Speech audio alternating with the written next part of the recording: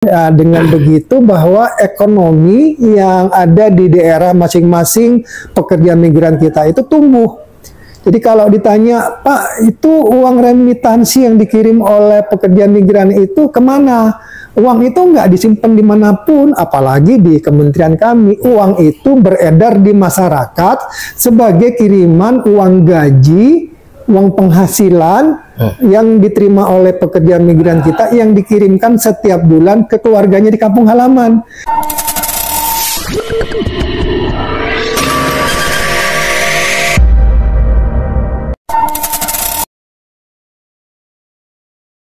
Assalamualaikum warahmatullahi wabarakatuh. Waalaikumsalam. Ya, apa kabar teman-teman? Senang sekali saat ini saya bersama dengan dengan Dirjen Perlindungan Kementerian Perlindungan Pekerja Migran Indonesia dengan Bapak Rinardi. Apa kabar Pak? Baik, Ya. Pak Arman. Ya, izin Pak Dirjen, mungkin Bapak bisa menyampaikan ke masyarakat Pak apa fungsi perlindungan dalam Kementerian P2M ini Pak? Ya, silakan Pak.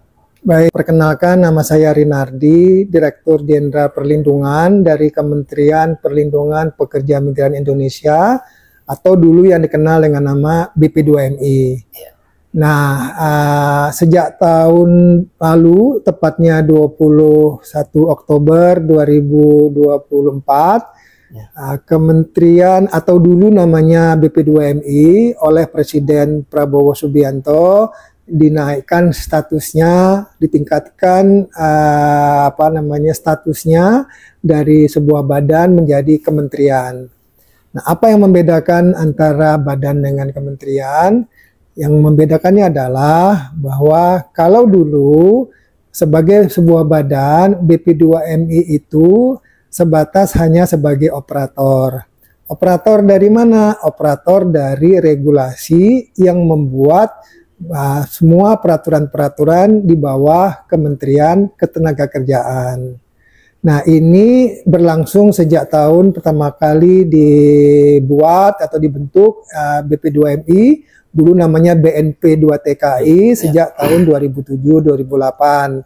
Kemudian di 2019-2020 bertransformasi menjadi BP2MI. Nah, ini di dalam pelaksanaannya memang banyak dinamikanya. Dinamikanya itu antara regulator, dalam hal ini Kementerian Ketenagakerjaan, dengan operator di BP2MI, beberapa kasus mungkin tidak sejalan atau mungkin tidak inline. Nah, inilah kemudian dilihat oleh Presiden Prabowo bahwa badan ini perlu dinaikkan menjadi kementerian. Jadi sekarang Kementerian P2MI memiliki kewenangan tidak hanya sebagai operator tapi juga sebagai regulator. Jadi yang membuat peraturan-peraturan, yang membuat norma-norma, yang membuat peraturan perundangan itu adanya di Kementerian P2MI.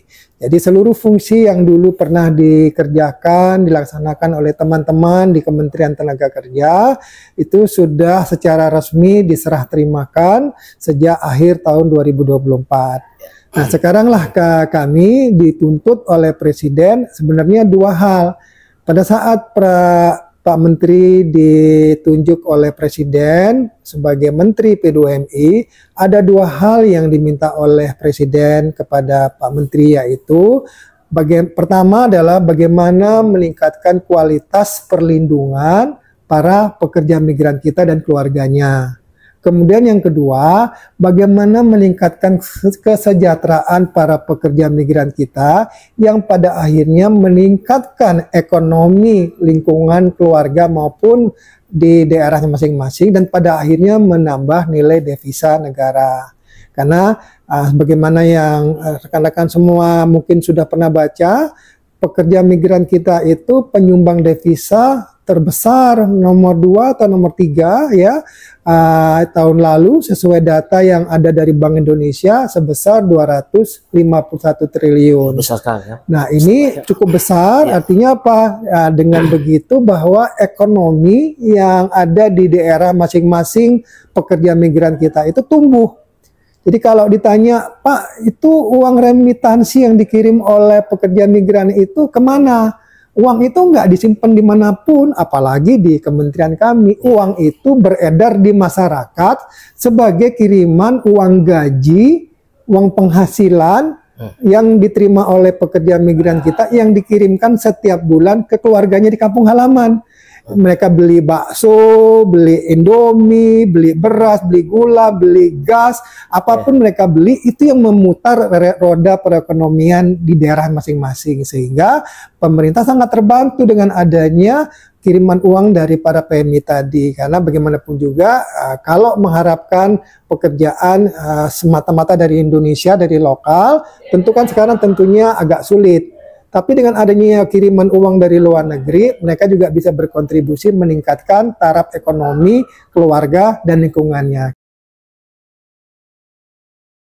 Ini Pak, apa mungkin langkah konkret yang dilakukan oleh kementerian? Silakan Pak. Oke, jadi langkah konkretnya ini bermacam-macam ya. Jadi sebenarnya kalau kita bicara perlindungan pekerja migran, itu sebenarnya dimulai sejak mereka memang sudah memutuskan niat untuk bekerja ke luar negeri. Karena kalau sesuai dengan pasal 27 ayat 2 Undang-Undang Dasar kita dinyatakan setiap warga negara berhak mendapatkan pekerjaan yang layak. Kalau pekerjaan yang layak tidak melihat di dalam negeri maupun di luar negeri.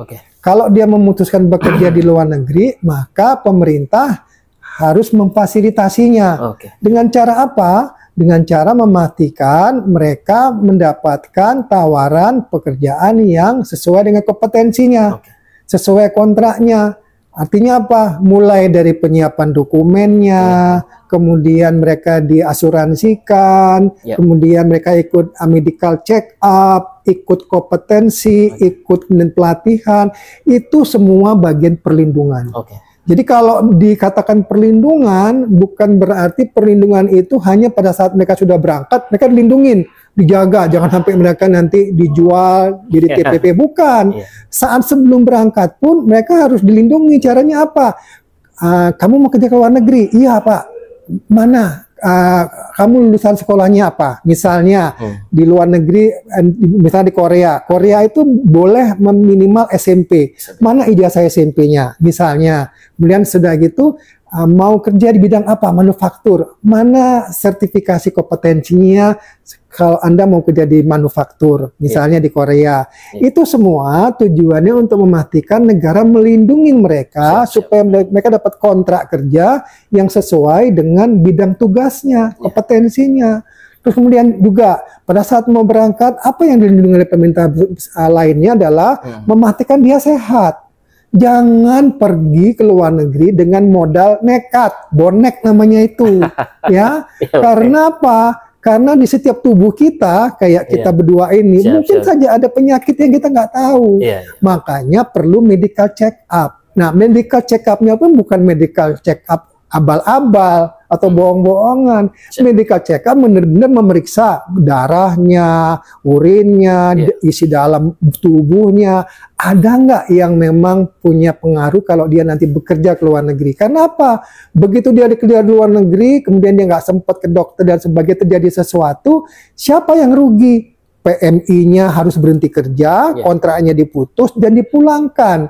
Masih mending kalau pulang kondisi masih bisa jalan. Ini kadang-kadang sudah nggak bisa jalan. Nah, ini yang kita khawatirkan, makanya kita ingin memastikan kesehatannya pun terjaga sebelum berangkat. Yang kedua, yang mereka juga harus butuhkan adalah mereka harus memiliki kompetensi.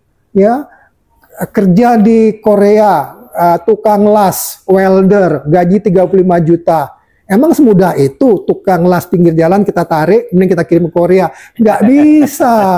Tukang las, jago, tapi kami latih dulu. Kami sekolahkan dulu dia, ikut kurikulum yang diterbitkan oleh perusahaan-perusahaan Korea. Ada Hyundai, Daewoo, Kia, Samsung, LG.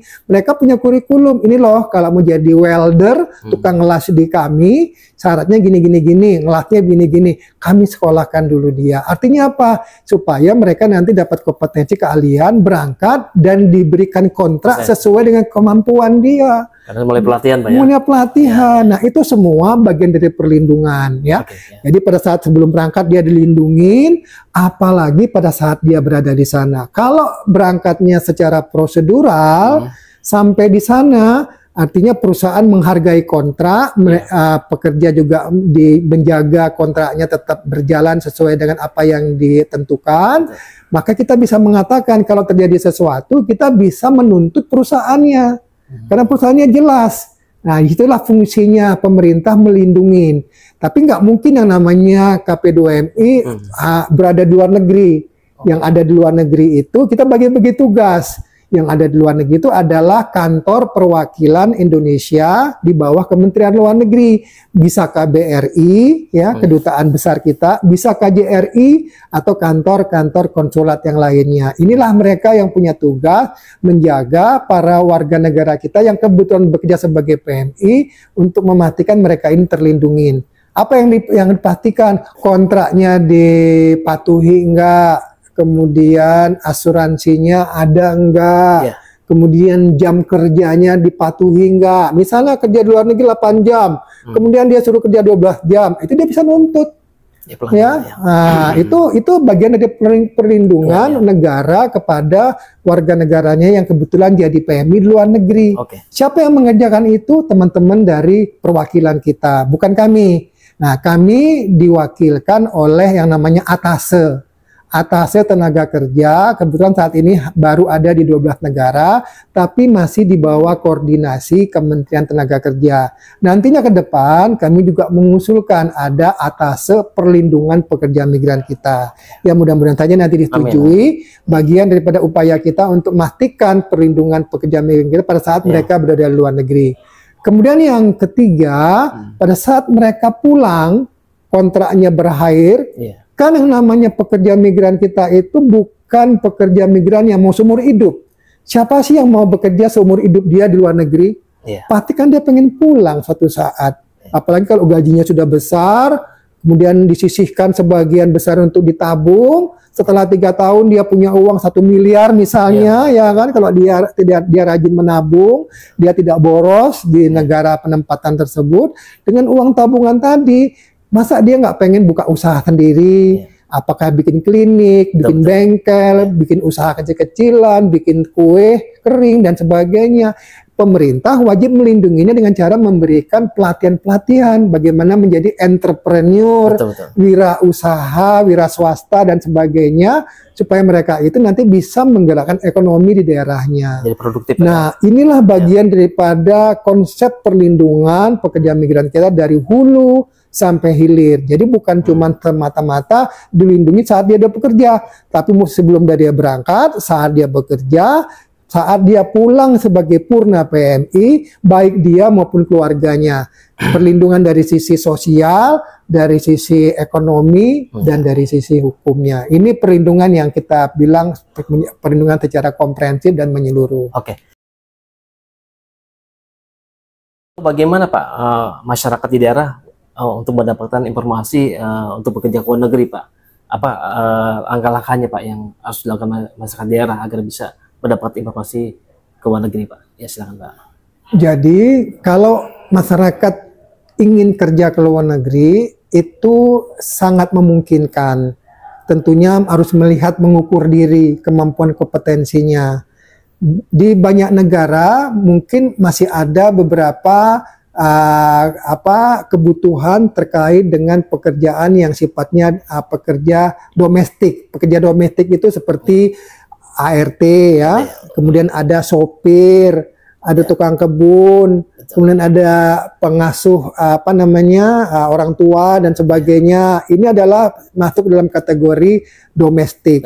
Ya, artinya di situ mungkin tidak membutuhkan kompetensi yang terlalu tinggi, tapi mereka memiliki keinginan untuk berangkat bekerja, itu masih memungkinkan. Tapi secara perlahan-lahan kita juga ingin naik kelas. Masa sih kita pengen disebut sebagai negara besar, tapi cuma bisa mengirimkan namanya fisik doang, otot doang. Kita kan juga pengen mengekspor orang-orang yang memiliki intelektual, kompetensi, dan kemampuan dari sisi ininya, intelektualnya. Makanya SDM ya. kita mendorong ke depan secara bertahap, yang kita kirim itu adalah orang-orang yang memiliki kompetensi. Supaya apa? Gajinya gede, dilindungi, di sana dihargai, dan sebagainya. Tapi kita juga tidak menutup peluang orang-orang yang mau bekerja secara domestik tadi. Banyak negara di Timur Tengah, meskipun saat ini masih moratorium ya, di negara tetangga kita Malaysia, Singapura, mereka tuh masih butuh, karena memang mereka kekurangan tenaga kerja ya. Apalagi kalau kita semua menyadari bahwa sekarang ini di negara-negara luar sana mereka sedang mengalami yang namanya aging population atau populasi yang menyusut. Banyak kan orang tuanya yang masih bertahan hidup, umur panjang dibanding anak mudanya. Karena anak mudanya nggak mau lagi nikah. Kalau udah nikah nggak mau punya anak. Diiming-imingi oleh pemerintahnya kayak Korea, Jepang, Cina, satu anak dibayar 200 juta, tetap nggak mau melahirkan. Karena bagi mereka kalau udah punya anak, komitmen harus punya kamar tersendiri, harus biaya sekolah, biaya kesehatan, biaya makannya, mereka pusing. Karena ekonomi mereka juga terbatas, akhirnya mereka mengurangi atau menahan diri untuk tidak punya keturunan. Nah, kondisi ini ternyata terjadi di banyak negara termasuk Eropa. Akibatnya apa? Banyak kelangkaan tenaga kerja. Karena nggak ada lagi generasi muda yang dilahirkan. Akibatnya apa yang teman-teman mungkin lihat? Banyak sekolah-sekolah di luar negeri mulai dari TK, SD, SMP, bahkan SMA tutup. Nggak ada lagi muridnya. Nah, kenapa? Nggak ada lagi bayi yang dilahirkan. Nah, padahal ekonomi mereka butuh berputar supaya mereka dapat pajak. Pajak tadi buat membangun negeri mereka. Tapi karena nggak ada lagi ekonomi yang masuk, pajak mereka tidak dapat, nggak ada lagi yang bekerja, akhirnya mereka mau nggak mau cari cara lain, yaitu dengan mengundang pekerja dari luar negeri. Nah, inilah yang kemudian kita masukkan menjadi bagian peluang. Jadi ada kurang lebih tahun ini ya, kalau teman-teman mungkin bisa cek nanti, ada 1,7 juta peluang kerja atau job order dari luar negeri buat Indonesia. Tapi yang baru kita bisa serap tahun lalu hanya kurang dari 300.000. Masih ada 1,4 juta lagi yang masih bertebaran di luar negeri sana. Yang ini kita butuh juga bantuan teman-teman dari perusahaan penempatan. Kalau semuanya ditangani oleh pemerintah nggak mungkin sanggup, ya kan? Jadi perusahaan penempatan inilah yang disebut dengan P3MI atau dulu namanya PJTKI. Mereka yang mendapatkan job order dari negara-negara penempatan setelah di-endorse, disahkan oleh KBRI atau KJRI, perwakilan kita di luar negeri. Nah, bagaimana cara mendaftarnya?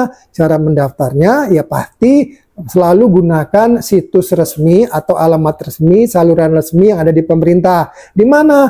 Alamatnya di kami, di www misalnya ya, www.bp2mi.go.id. Di situ ada tuh pilihan tawaran pengumuman terkait dengan peluang kerja di luar negeri, di negara mana aja ada. Orang daerah bisa mengakses, Pak, ya? Orang daerah bisa itu kan semuanya kan menggunakan website ya. Semua orang bisa bebas mengetik dan kemudian bisa mendapatkan informasi sebanyak-banyaknya. Nah, pesan saya, jangan mudah tergiur tawaran-tawaran kerja melalui media sosial yang nggak jelas. Karena media sosial sekarang lekat dengan tawaran-tawaran kerja yang menggiurkan. Tapi menggiurkan bukan berarti mereka resmi. Coba kita lihat berapa banyak korban anak bangsa kita yang sampai sekarang masih terjebak di Kamboja dan di Myanmar. Scammer itu, Pak, ya? Iya, karena mereka itu dulunya ditawari bekerja bukan ke Kamboja, bukan ke Myanmar, tapi kerja di Malaysia, ke Thailand, ke Singapura. Tapi sampai di sana dibelokkan masuk ke Kamboja dan ke Myanmar tanpa mereka bisa menolak. Nah, di sana mereka dipekerjakan sebagai judi online operator sampai ke penipu online, scammer online. Nah, ini yang kemudian kita akhirnya di PR.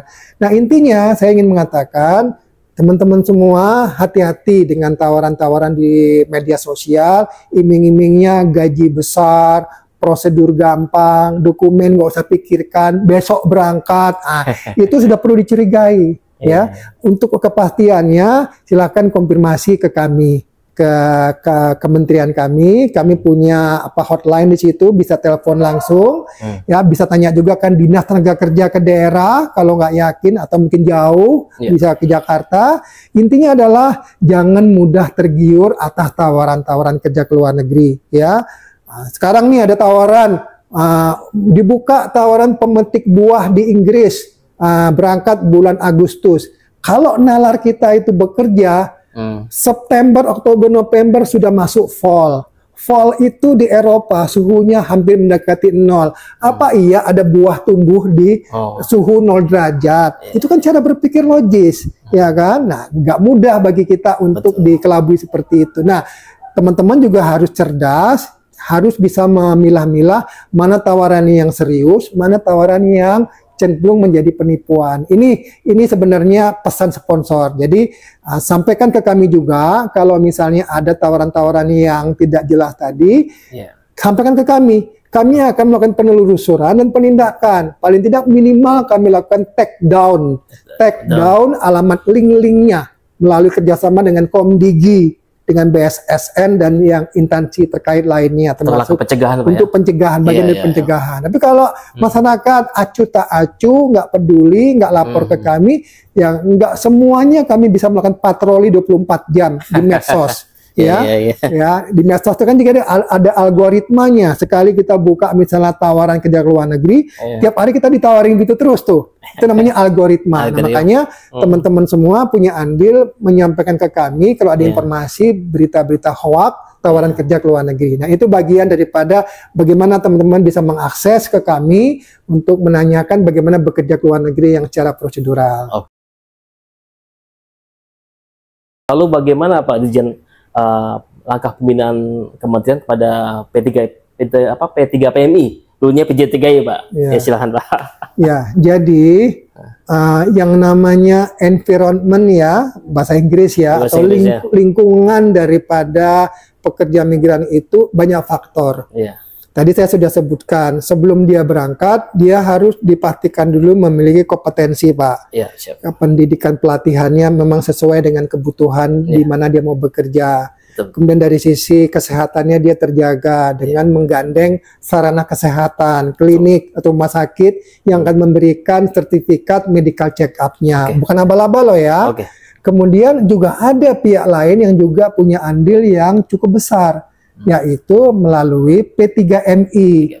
P3MI itu singkatan dari Perusahaan Perekrutan Pekerja Migran Indonesia. P-nya 3 ya. Nah, dulu namanya PJTKI, Perusahaan Pengerah Jasa Tenaga Kerja Indonesia. Sekarang namanya P3MI. Total sampai hari ini kurang lebih ada 489 P3MI dari banyak asosiasi. Ada yang spesialisasi Timur Tengah, spesialisasi Amerika, Eropa, Asia Tenggara, Asia dan sebagainya. Tapi intinya semua punya harapan yang sama, bagaimana bisa menyalurkan masyarakat kita yang mau bekerja ke luar negeri secara prosedural. Karena mereka harus terikat dengan ketentuan. Mereka hanya boleh mengirimkan pekerjaan migran kita yang sesuai prosedur. Prosedur tadi apa? Mereka punya pelatihannya, punya sertifikat kompetensinya, ada asuransinya, ada medical check up-nya. Semua itu harus disiapkan. Artinya apa? Nah, P3MI ini punya kewajiban juga untuk menjaga mereka ini berangkat terlindungi. Kontraknya juga jelas, ya kan? Sampai di sana pun mereka punya koresponden di negara penempatan, agen-agen di sana bisa dihubungin. Kalau ada apa-apa mereka bisa komplain. Kalau satu hari kerjanya 8 jam harus benar-benar 8 jam. Itu harus dilaksanakan oleh P3MI. Nah, P3MI ini punya peran yang cukup vital bagaimana untuk memastikan pekerja migran kita itu dihargai dan dihormati dan diberikan perlakuan yang sesuai dengan apa yang menjadi kompetensinya. Nah, bagaimana pemerintah melakukan pembinaannya? Nah, saat ini P3MI juga punya kewajiban untuk melakukan hal-hal yang memang sudah ditentukan. Artinya apa? Mereka tidak boleh yang namanya memberikan pembiayaan melebihi apa yang menjadi struktur biayanya. Ya, itu satu. Kemudian yang kedua, mereka juga harus terikat dengan bagaimana menempatkan orang-orang di tempat yang memang ada di negara, itu job ordernya. Job ordernya jelas, sudah disahkan oleh perwakilan kita. Kemudian yang ketiga, mereka juga dipastikan memiliki kemampuan untuk orang-orang ini nantinya bisa melakukan pemantauan, pengawasan terkait dengan PMI yang sudah berada di luar negeri. Jadi kalau ada apa-apa, kami tinggal telepon P3MI-nya. Gimana P3MI? Si A kerja di sana gimana? Gajinya dibayar berapa? Kalau misalnya nggak sesuai, ya kami nanti bisa komplain ke P3MI-nya. P3MI akan komplain dengan agen yang ada di negara penempatan, sehingga ini kemudian nantinya menjadi sesuatu yang kita anggap untuk melindungi para pekerja migran kita. Nah, kedepannya ini ya kita akan bertahap pelan-pelan, kita akan melakukan banyak sekali evaluasi terkait dengan para perusahaan-perusahaan penempatan tadi. Nah, supaya apa? Supaya mereka benar-benar mematuhi peraturan yang ada. Tujuannya tidak lain adalah untuk melindungi para pekerja migran kita ke depannya. Gitu ya, Pak. Siap. Pas dapat kabar nih kan Kementerian P2MI melakukan sertifikasi untuk Direktur Utama P3MI dan Kepala Cabangnya, Pak. Mungkin bisa dijelaskan mengenai sertifikasi ini, Pak, pada Dirut P3MI dan Kepala Cabang, Pak? Kalau itu mungkin bukan di saya, karena itu ada di Direktorat Jenderal Penempatan. Tapi sepanjang yang saya tahu, maksudnya adalah baik. Karena bagaimanapun juga, perusahaan-perusahaan ini sebagai kepanjangan tangan daripada pemerintah untuk memastikan para pekerja migran kita ini selamat dan bekerja sesuai dengan kontraknya. Artinya apa? Orang-orang yang bekerja di perusahaan P3MI ini harusnya orang-orang yang memiliki kompetensi, memiliki sertifikasi, ya. Artinya kalau dia ditunjuk sebagai direktur utama, ya tentunya dia memang posisi dia sebagai direktur, dia sebagai pengendali utama. Jadi dengan begitu nanti kita bisa memastikan kalau terjadi sesuatu, kita bisa meminta pertanggungjawaban daripada direktur utama tadi, kepala cabang dan sebagainya. Dan itu yang kita akan coba. Tapi memang ini sangat teknis sekali, sehingga nanti kalau misalnya ada kesempatan bisa juga diminta pendapat dari teman-teman Dirjen Penempatan. Tapi intinya kita ingin memastikan perusahaan-perusahaan ini bekerja dengan baik untuk memastikan perlindungan pekerja migran kita, gitu ya. Terakhir Pak, apa harapan Bapak terhadap P3PMI ini, Pak, supaya mereka lebih meningkat kualitasnya, Pak, dalam penempatan PMI ini, Pak? Ya, jadi tentunya kita berharap banyak karena tahun lalu kita total ada 297.000 warga kita yang berangkat sebagai pekerja migran. Itu secara prosedural ya. Mungkin yang non prosedural jauh lebih banyak dari itu, tapi nggak terdata. Nanti terdatanya kalau mereka ada masalah, mereka baru lapor ke kita. Ya. Nah, tapi dari 297.000 hanya kurang dari 10% yang dikirimkan oleh pemerintah. Artinya selebihnya itu menjadi kontribusi dari P3MI. Ya, kurang lebih ada 280-an ribu itu kontribusi dari P3MI mengirimkan ke seluruh dunia negara-negara penempatan yang membuka job ordernya. Ya, nah bagaimana kedepannya ini kemudian kita akan memastikan bahwa P3MI ini benar-benar mematuhi apa yang menjadi ketentuan sebagai sebuah perusahaan penempatan. Intinya kita ingin bekerja sama. Ingin memastikan bahwa seluruh aspek-aspek yang ditentukan dalam sebuah struktur organisasi perusahaan tadi benar-benar dipatuhi dengan baik. Supaya apa? Pada akhirnya akan memberikan manfaat kepada masyarakat, khususnya para pekerja migran kita. Karena bagaimanapun juga mereka ini kepanjangan tangan pemerintah. Kalau kepanjangan tangan ini kemudian tidak kita bina, ya tentunya nanti mereka akan kesulitan untuk bisa memberikan pelayanan secara maksimal. Tapi setelah dibina, kemudian mereka juga tidak kunjung berubah, ya pemerintah harus juga mengambil sikap. Sikapnya adalah memberikan semacam kayak pembinaan secara administrasi dulu. Administrasi. Kalau mereka setelah dilakukan mediasi, setelah dilakukan kemudian pendekatan dengan pihak-pihak yang dirugikan, PMI dan keluarganya, mereka juga tidak bisa menyelesaikannya, baru kemudian nanti akan kita terbitkan namanya sanksi administrasi.